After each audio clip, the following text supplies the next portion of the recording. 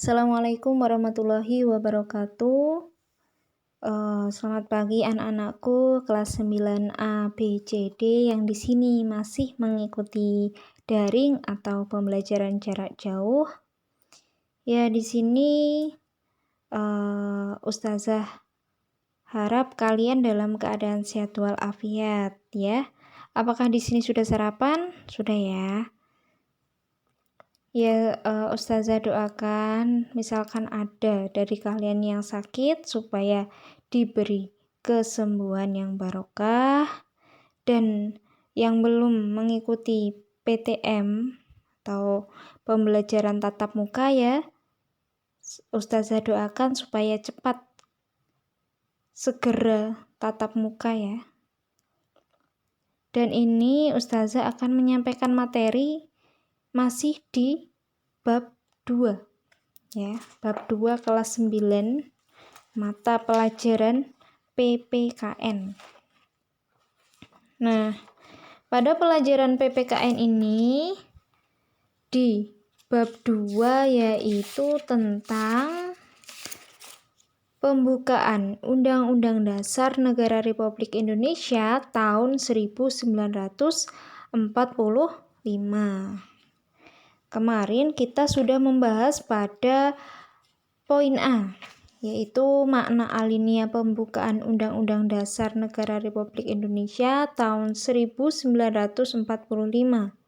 Dan selanjutnya kita akan bahas ke poin B dan juga poin C.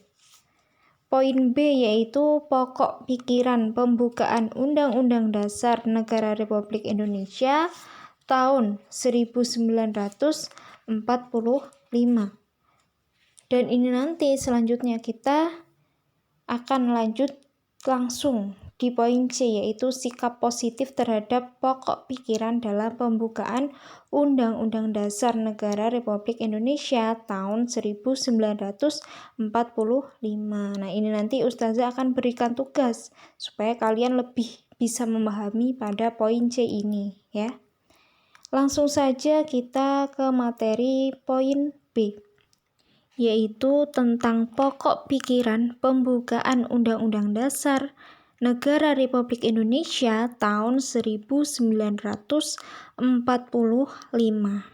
Nah, di sini dijelaskan hakikat pokok-pokok pikiran pembukaan Undang-Undang Dasar Negara Republik Indonesia tahun 1945.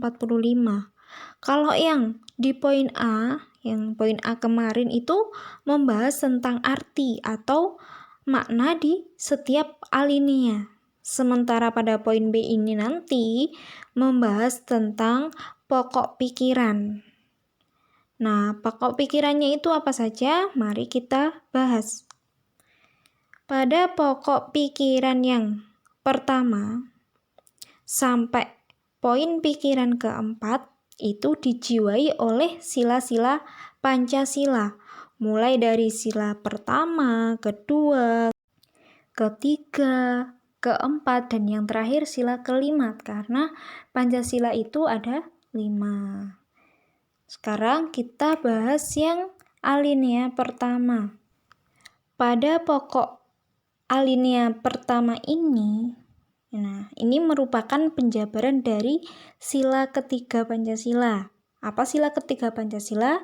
Yaitu Persatuan Indonesia. Nah, negara Indonesia melindungi segenap bangsa Indonesia dan seluruh tumpah darah Indonesia dengan berdasar atas persatuan.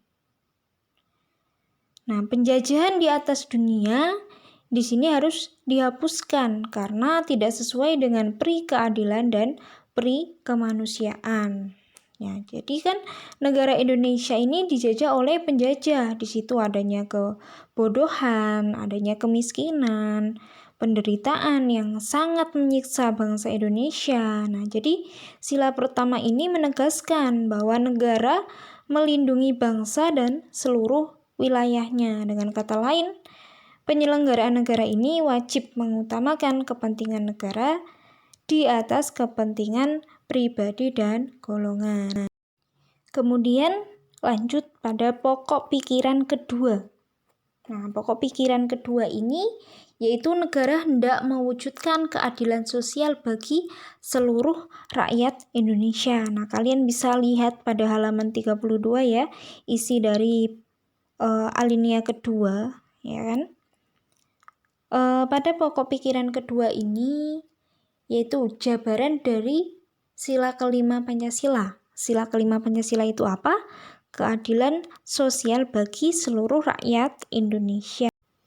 Nah, jadi di pokok kedua ini supaya adanya keadilan sosial yang didasarkan pada apa? Yang didasarkan pada kesadaran bahwa manusia ini mempunyai hak dan juga mempunyai kewajiban dalam kehidupan sehari-hari atau kehidupan masyarakatnya. Contohnya apa? Contohnya jika kalian ingin mendapatkan hak kalian, ya kalian harus mengerjakan pada kewajiban kalian, seperti itu. Lanjut pada pokok pikiran ketiga, ya. Pada pokok pikiran ketiga yaitu penjabarannya tentang negara yang berkedaulatan rakyat berdasarkan atas kerakyatan dan permusyawaratan atau perwakilan. Nah, ini sesuai dengan pokok pikiran kedaulatan rakyat atau penjabaran dari sila keempat Pancasila. Sila keempat Pancasila itu apa? Yaitu kerakyatan yang dipimpin oleh hikmat, kebijaksanaan dalam permusyawaratan perwakilan. Jadi, sistem negara di sini ya harus berdasarkan pada kedaulatan rakyat dan permusyawaratan atau perwakilan. Pokok pikiran pada alinea ketiga ini sesuai dengan sifat bangsa. Nah, sifat bangsa Indonesia itu jika ada persoalan atau di situ ada permasalahan, maka ya dipecahkan dengan jalan apa? Jalan musyawarah untuk mencapai mufakat. Tetapi jika di situ dengan jalan musyawarah tetap belum bisa terselesaikan masalahnya, ya dilakukan apa? Dilakukan voting. Voting itu ya pemungutan suara terbanyak. Nah, itu di Indonesia. Di Indonesia ini kan kedaulatannya kan berada di tangan rakyat. Jadi rakyat ya berperan penting dalam kebijakan. Nah, negara Indonesia ini memberikan kebebasan kepada wakil-wakil rakyat untuk menjalankan pemerintahannya. Lanjut pokok pikiran keempat. Nah, di pokok pikiran keempat ini negara berdasarkan atas ketuhanan yang Maha Esa menurut dasar kemanusiaan yang adil dan beradab. Nah, ini penjabaran dari pokok pikiran ketuhanan, ya, ketuhanan dan juga kemanusiaan. Jadi di sini mencakup alinea, mencakup sila pertama Pancasila dan juga sila kedua Pancasila. Sila pertama Pancasila yaitu ketuhanan yang Maha Esa dan sila kedua yaitu kemanusiaan yang adil dan beradab. Jadi kita sebagai manusia ya harus bisa takwa kepada Tuhan yang Maha Esa, harus mengakui adanya Tuhan. Jadi jangan sampai di situ kita tuh tidak bertuhan, jangan sampai kita tidak mempunyai agama, seperti itu. Jadi di Indonesia ini setiap manusia, setiap warga negara Indonesia ini harus mempunyai Tuhan, harus beragama. Kemudian untuk sila kedua, kita juga harus memiliki jiwa kemanusiaan. Artinya ya kita harus memanusiakan manusia. Memanusiakan manusia itu dengan cara apa? Ya dengan cara melindungi hak asasi manusia.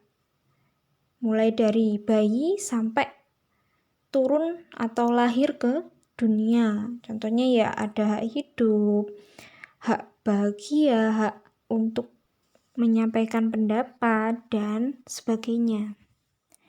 Nah, itu tadi materi pada poin B. Nah, untuk poin C ya Ustazah berikan tugas